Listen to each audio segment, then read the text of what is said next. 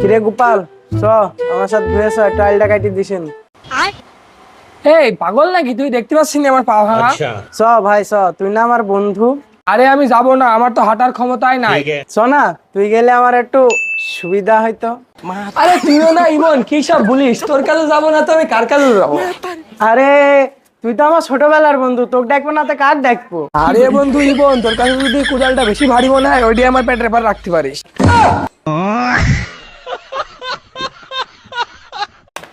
কিরে গোপাল, চ আমার সাথে ধুয়ে টাইলটা কাটি দিছেন।